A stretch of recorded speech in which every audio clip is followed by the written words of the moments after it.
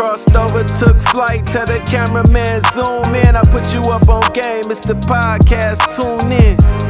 Tune in, tune in. It's the Ace League podcast, better tune in. Crossed over, took flight, tell the cameraman zoom in. I put you up on game, it's the podcast, tune in. Tune in. Welcome back to the Ace League podcast. I'm your moderator, Jessica Nelson, here with director of the Ace League, Will Lee. And as special guest, we have Juan Bernal, the founder of the Pedro Posse. How you guys doing today? What's going on, Juan? How you doing, man? Yeah, appreciate you to be out here, man, on the show. Thanks for having me, man. It's always an honor to be affiliated with anything Ace League. Yes, man. I appreciate that, man. I appreciate that. All right, so we got a lot of things to start talking with. So can you tell us a little bit, Juan, about the Pedro Posse and what was really your inspiration about founding the Pedro Posse? Well, it all started one day. It was a couple friends and I. We were sitting around a table just like we are now, and we entered the Orlando Pro-Am way back in 2009. Jesus, it seems like forever ago, and we started coming up with some ideas to name our teams, and then one of the co-founders at the time, John Pikavich, mentioned Pedros Posse, and it wasn't like anything really.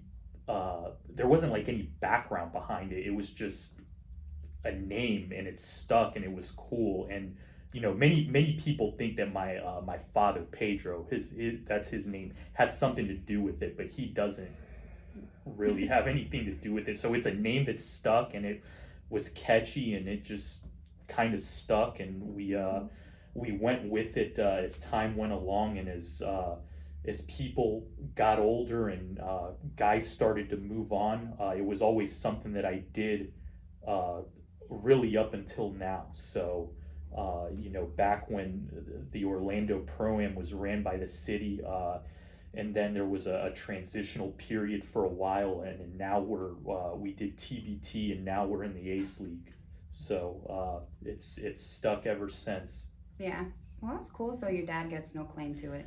I mean, if we make money one day, I'll have to probably give some to him, but I don't mind, man. My dad's been great to me, so could come from a great family, so really blessed and thankful for that. Yeah, that's good. All right, so do you guys have any insight on why do you think so many pro athletes are going broke after their pro career is over? Well, I think that, first of all, we are in a stage where there's so many ways to make money, and there's so many people that have access to money, and there's money managers, and there's money this. But what I don't feel like a lot of people understand, and I feel like it's something that they need to teach in school, because it's obviously not being... they're not doing a great job teaching it in the household, and this is something, like I said, fortunately I come from a great family. They taught me the value of saving money and the value of money, and if you make an X amount of money a month, most people, like, let's say $10,000 is put on this table. To many people, they think that $10,000 is, let's go spend $10,000. Mm-hmm. They don't understand that 20 to 30% of it goes to taxes, whether it's taken right off that table or whether it's something that you owe to the government at the end of the year.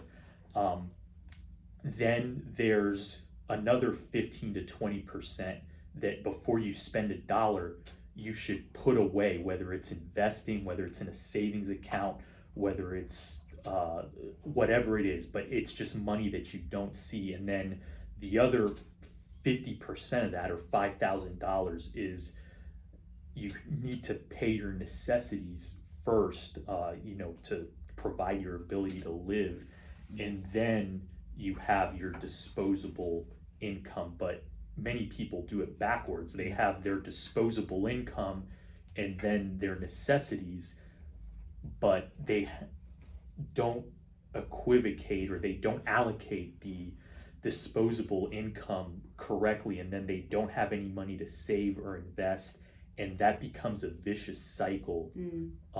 Especially when you have so much money, when you're making X amount of money per year, and all of a sudden the people start coming out of the woodwork. Well, see, and family you've never heard of. This guy needs money, this guy wants to start a business, and if you have a good team of people around you, it's easy to prevent that. But some people, or I should say many athletes, especially when they're young, do not, and that they allow people who are just in it for the money to infiltrate it, and the money therefore is not managed correctly. Well, see, one of the things, like you said, to piggyback on what you're saying, I think that poor money management is one issue, and it needs to be taught at, starting at the junior high level. But even when we're referring to professional athletes, a lot of people don't understand. The common person who watches an NBA contract doesn't understand how the NBA contracts work. So, I wanted to break some of that down, is because this is a lot of the reason how these people go broke, is that the average contract, people don't realize that an NBA player is an independent contractor, okay? Meaning that, yes, you hear them say they play for the Orlando Magic. Yes, we have no state tax here. But that's only for 41 of their 82 games. The other 41 games are they are subject to the taxes of those different areas in which they play. So if you're playing a bunch of West Coast games, you're going to be subject to California taxes on your money, right? So a lot of people don't know that. A lot of people don't know that 10% of everyone's contract, unless written otherwise, goes into escrow. That means if your NBA franchise isn't making money, there's 10% of your check you don't see off rip, right? So if we were just doing simple mathematics, 10%, let's just say, because we know that, with league revenue sharing and everything else, not every franchise makes money. They actually piggyback off of some of the larger franchises like the Lakers, things of that nature. But so that means 10% gone. Taxes, a lot of players fall into the luxury tax, which is 25%. So you got 25% plus 10%, that's 35% off rip. You stay in a state like the Knicks where you have a 16% income tax. So let's do the math. That's already 51% of that $40 million contract, which you're claiming that people think that they're going home. So what happens with a lot of these NBA guys and a lot of these professional athletes is they get a $40 million check, and then they go out and buy a $40 million home, or buy a $20 million home, and then at the end of the day, they realize, wait a second, I still haven't paid my agent his 3%. I still haven't paid my accountant, their 1.5% or whatever, and so on and so forth. And then next thing you know, they're like, wait, I thought I made X amount of dollars, but that isn't looking right. So what's happening is that reoccurring theme, and they have seminars. See, this is where, being in the NBA locker room before myself and, hearing some of these different things is that they have these, so essentially what's happening is that you're having this reoccurring thing. Now the NBA does a good job of trying to have them go to symposiums. NFL does this as well, of just giving you basic money management skills. But one thing that they cannot replace, and I kind of touched upon this when Iron was here a couple weeks ago, was the poverty mentality. And the poverty mentality for people who come from the places of, the hood or places of poverty. It doesn't have to be necessarily the ghetto per se, because we like to say that's a black thing, but there are a lot of rural areas that are also, low income as well. But that mentality that you take is that I've always seen people have something, and now if I can get there, I want to have that same thing too. And it doesn't matter how I go about it, I just need to have it. And I gave an example using myself because, like I said, I feel like being a man of the people, I need to be able to tell my story and tell who I am and the things I got. I still, to this day, struggle through the poverty mentality, right? When you sit there, you got on, right now, I got on 50 carats of diamonds. For what, though? because people with real money doesn't view this as money, right? They don't view it that way. But for me, I'm too busy out here still trying to oppress poor people, right? To say, hey, I made it out. That's the mentality of a lot of NBA guys. A lot of NBA guys, they're doing certain things and having their certain lifestyle to impress people that they already have more money than. But they're still trying to impress those people. And it's tough. It's not as easy. Even when you're knowledgeable like myself, you still struggle with it because you know how it feels to be on the other side. See, there's like when you were saying coming from a good family background that taught you the value of money and everything else, not everybody's been afforded that. You know, not everybody has had a situation where they've seen a good foundational structure and said, all right, this is how I'm supposed to do it. You know, you grew up where I grew up. You know, I remember, this is true story. I remember playing at Vivian Riddle, and this is where I played at throughout most of my childhood.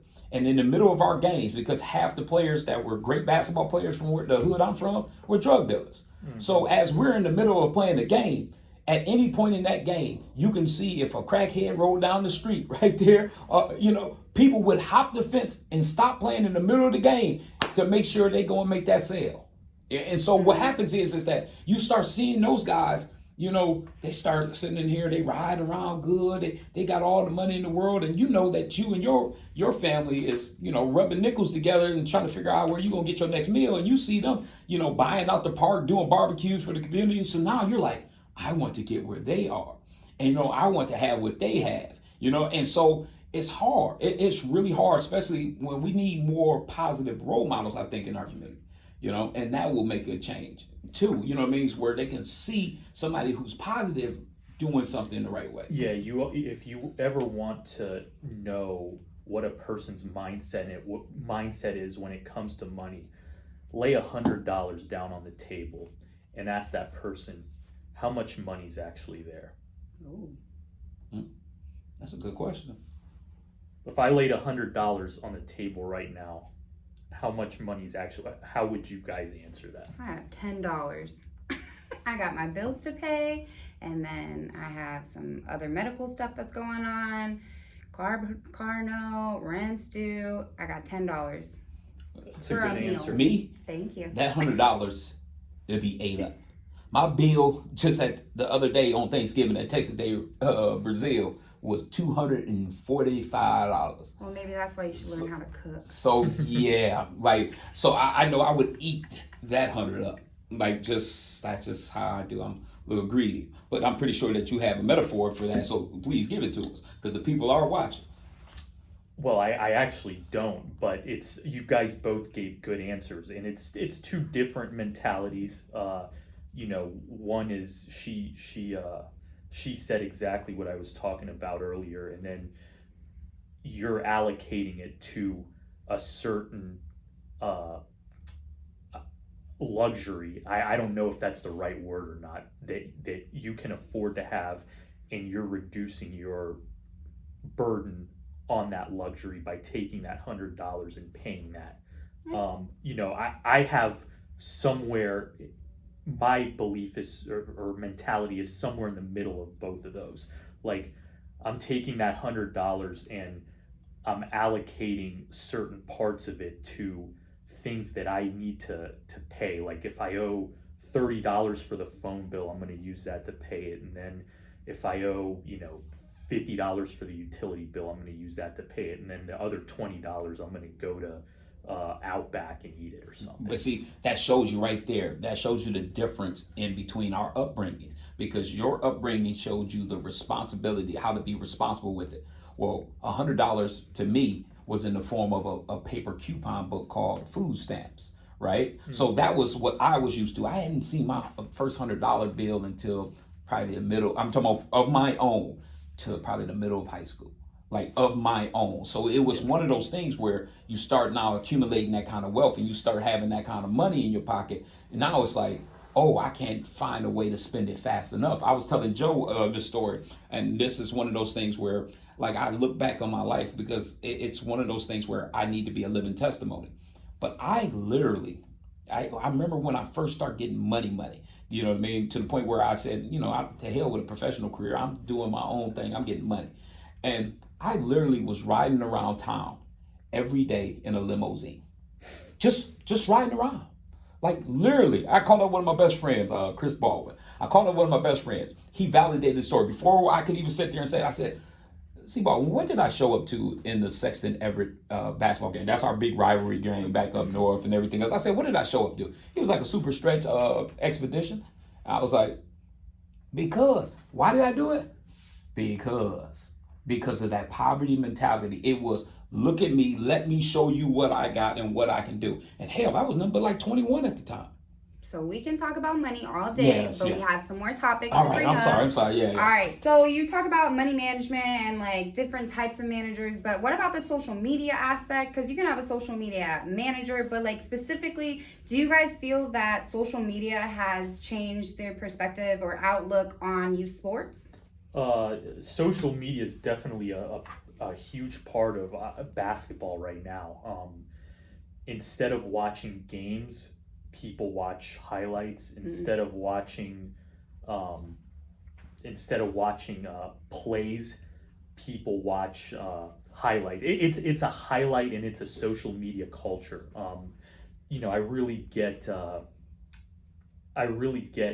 aggravated when people say they watched a game, like an NBA game or something, and I'm like, well, how'd you watch it? And they're like, oh, well, I just looked at the highlights on Twitter, on YouTube, or on Snapchat. I'm like, bro, that's not watching a game. You watched a 30-second clip of some guy dunking the ball or somebody making a game-winning 3 points. That doesn't actually mean you watch the game, and it shows. Like, you go to a youth game right now, and guys are doing like 3 and 4 dribble step backs from 30 feet away, and not that there's anything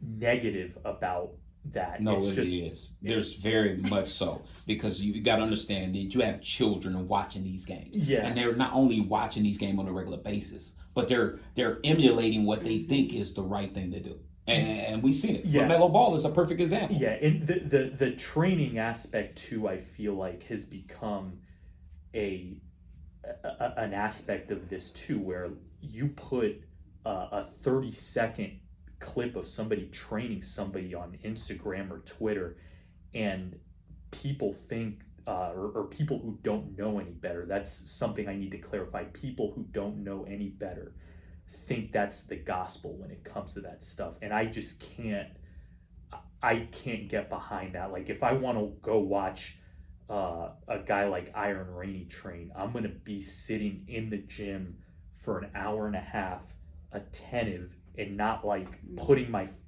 phone out for 30 seconds, like I do in these pickup runs, and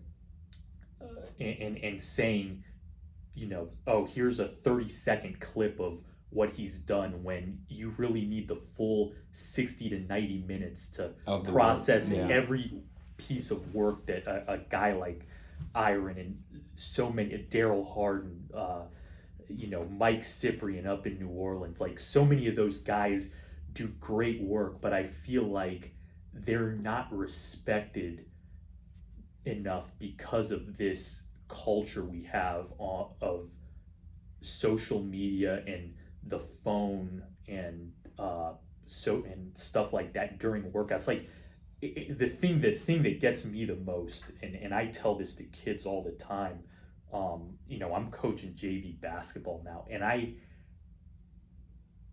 hate it, and I don't like using that word in any other circumstance, but I hate it when a kid is working out, or a kid is in the middle of practice, and the first thing they do when they get a break is to get on their phone. Mm-hmm. Now listen, I do it too, but I have a real job that pays me, and I have to be attentive to the phone.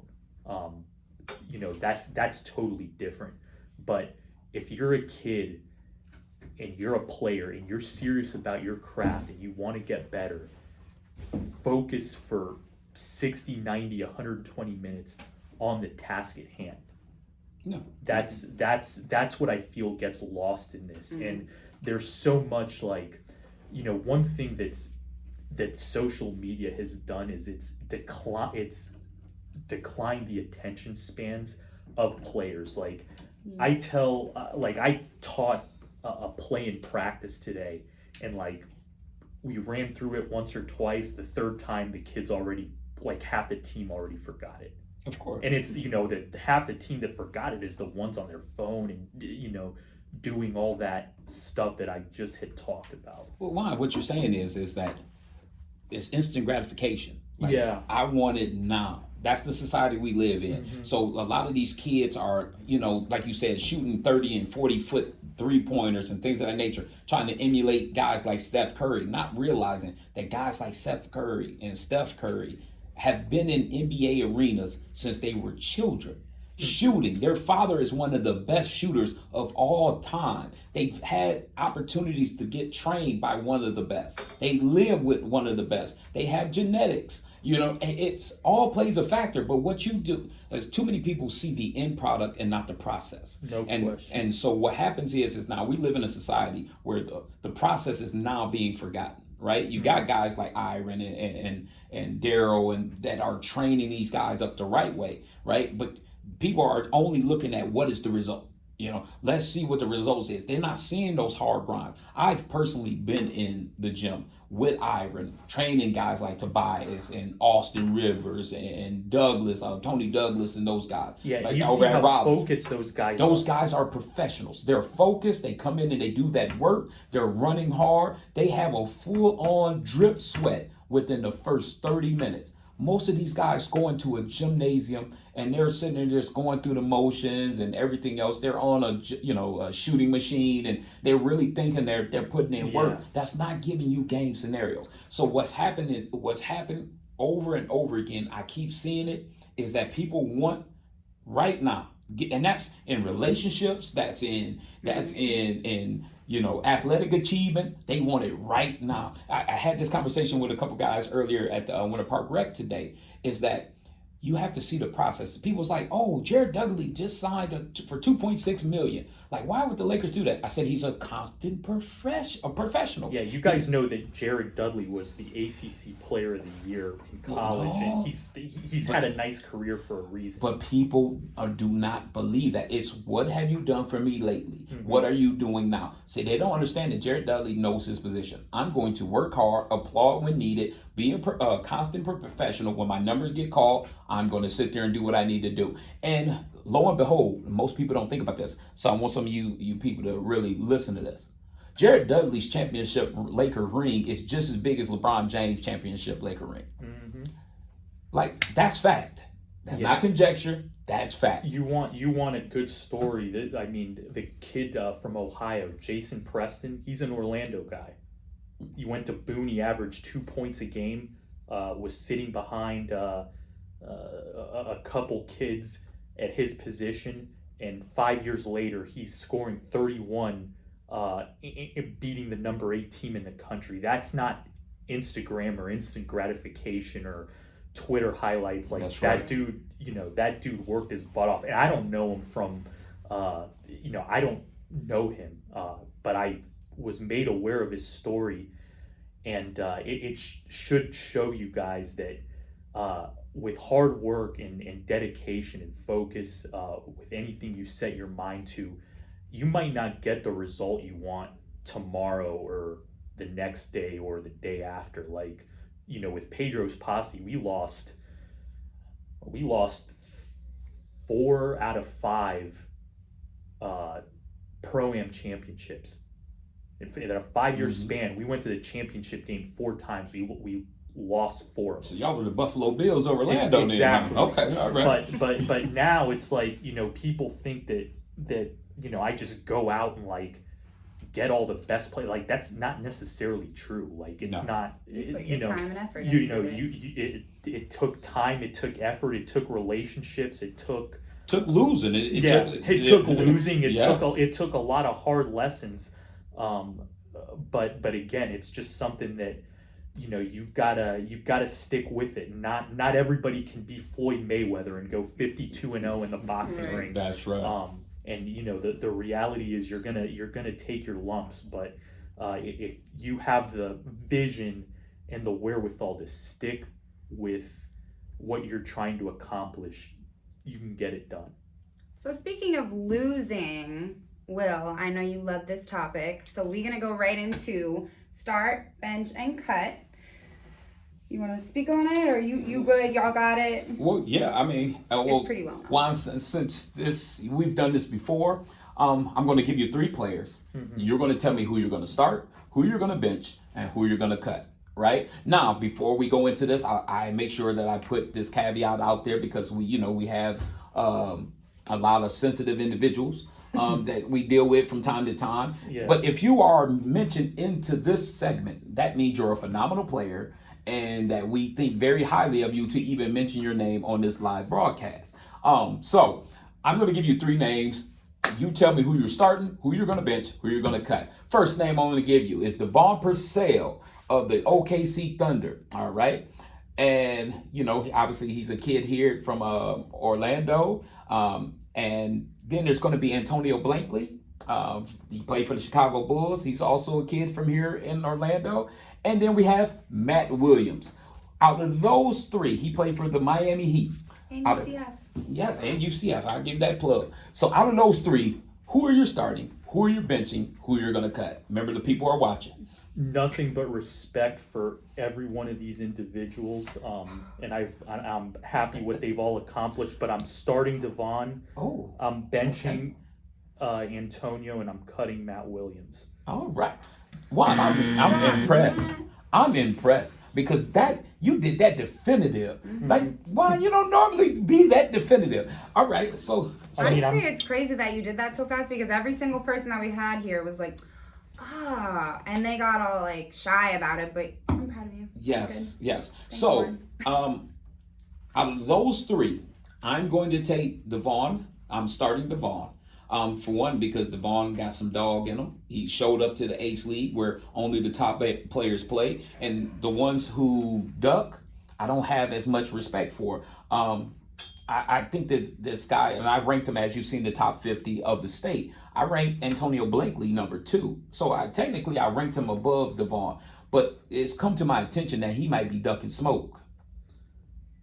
I don't know. So if he's ducking smoke, I have to sit there and judge him accordingly. So I'm going to have to sit there and bench him, okay? And then with Matt Williams, I heard that he was interested in playing this year and everything else, but he didn't show his face. And from what I'm understanding, because like I said, I haven't seen him play against other top level competition, but from my understanding is he's a knockdown shooter, one of the greatest shooters in Orlando history, right? Yeah. But I heard there's really no more depth to his game than that. And so if there's no more real depth to his game than other than just pure shooting, I'm going to have to cut him. He can play. I mean, he's a great shooter, but you don't have an absent game other than shooting and make it to the NBA at his size. He can play though. It's a really tough decision to. So how was you able to do it so fast? And I'm curious. No comment. All right, so for the women, we have Morgan Jones from Florida State. You have Brandy Montgomery from Auburn, and then you have Nia Johnson from Baylor. I'm starting Nia Johnson. She's got that clutch gene. Oh, because you hit that game winner for you. All right. Got that That's the clutch Ace gene. League Pro Women's Showcase that he's talking about. Yeah. And we also had the Pro-Am coming this summer to Yeah. 2021. Benching Brandy Montgomery and cutting Morgan Jones. Again, nothing against any of these individuals. I got respect and admiration for all of them, both on and off the floor. It's just, hey, we're here on the spot. That's right. Okay, that's fair enough. So with that being said, I'm gonna go to a little different order than you on this one. I'm starting, and let me make sure I put this out there because I know that Miss Gina Jones, Coach Jones, I know you're gonna see this at a point. And you know I love your daughter, obviously, and I love your whole family. So let me just put that caveat there first. I love Christian Webster too, man. Yeah. Shout out Christian Webster doing that work at Virginia Tech. All right. So with that being said, I'm going to go with Brandy Montgomery. I've done a lot of research on her, watched her play.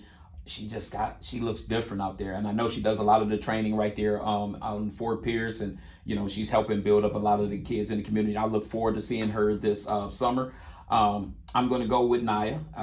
Naya, she's a ball player. Like I said, she has that clutch gene. She knocking down shots, game winners, and she got some dog in her, and I like that. And then Morgan, I think Morgan's at this stage in her career, because she's a former McDonald's All-American, but I believe that at this stage in her career, she's more so of moving into her next phase, which is a lot of community activism work, things of that nature. And so she doesn't quite take basketball as serious now as she once did. Now, if this was back in the day, maybe, then I could see something a little different, but I'm just going by as now. So Coach Jones, Morgan, y'all know I love y'all. All right. So what was your start, bench, and cut? Oh, so I'm starting Brandy Montgomery. I'm benching Nia Johnson, and I'm cutting Morgan Jones. All right. So back to, we talked about money management, and we're talking about women. So what do you guys think? We're going to start with Bout It or Bust. And basically this topic is where I give you a list of topics and you're either about it or bust. It's stupid. We're going to take it off the table. So women and dating, right? How do y'all feel about your woman making more money than you? Oh, Juan, I'm definitely going to let you go first with this one. Go ahead, Juan. Go ahead, The Juan. women are watching. Yes, they are watching. I mean, I'm about it only because I'm not insecure, so I can. Crap. COVID, my bad. Yeah, it's all good. I'm not insecure with any of that stuff. Like, there's a relationship is, and not that I'm an expert on any of this. This is just my personal opinion. A relationship encompasses a series of things, and any insecurity like that you allow to infiltrate it, it's not going to be good. So I don't look at quantitative things like that as part of a relationship. Like, a relationship is two people that are putting their time, effort, and skill sets, I should say, into trying to become A collective unit. A collective unit, and quantitative stuff like that shouldn't be a factor in it. Right. Well, I'm definitely about it. I mean, like, I have no problem with a woman making more money than me. I mean, like you said, it's for any individual who, is intimidated by a woman making more money than you. There's an issue there that you have internally that you may suffer from, whether it's lack of confidence, lack of drive. If anything, if you don't want to feel that way, you need to, like you said, go and take Juan's money management classes. You know what I mean? So, try to sit there and grow yourself so you can get into a position where you're not feeling, demasculated. I mean, that, to me, I can't see it. Like, if you're making more money than me, that's kudos to you. If anything, I may need to ask you, say, hey, what are you doing that I may need to learn? Like, I don't see anything wrong with that. Yeah, to me, and I just want to get this off the table. Like, to me, I view women as equal. Like, Yes. most men have the mentality of like, oh, I'm greater, or I don't want to say better than, because that just sounds terrible. But there are a lot of men that have that mentality, like they're superior to women. I don't have that belief at all. Like, I feel like, she's sitting here across from me. Like, we're equal. Like, God put us on this earth. Oh, of course. In the same. Why do you think I give the women just as hard of a time on the microphone as the men? I believe firmly in Title IX. I mean, everybody gonna get the blues this summer in 2021. There's another shameless plug. All right. Yeah, that is so. So to me, it's like I said, you're two equal individuals, and you're trying to form a collective unit, and quantitative stuff like that is just, it just goes out the window with me when it comes to that stuff. Right. All right, so that about wraps up all of our questions and topics. But Juan, thank you so much for coming on. Is there anything you wanted to let the people know, with 2021 fast approaching? Is there anything that you want to let the people know about Pedros Posse coming up?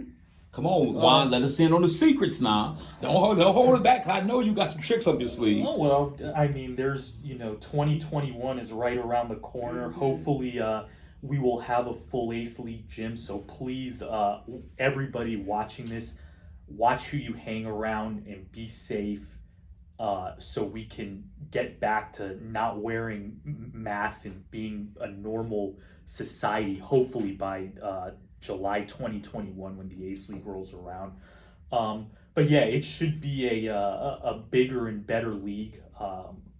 I've heard they're adding more teams, which would be great. There's not enough players, there is not enough spots for all the talent that's in this area, and not really just in this area. Like, it's become a statewide league. So looking forward to it, and every year presents a different challenge. 2020 was a unique challenge. It's unbelievable that a league even happened, granted with what was going on, but looking forward to 2021, and hopefully we'll be playing for having a chance to play for another championship again. All right, y'all. Well, thank you so much for tuning in to this week's episode of the Ace League podcast. Thank you, Juan, for coming on, sharing those money management drops of knowledge, hands down to it. Make sure you follow, tag, and double tap on all of our social media platforms.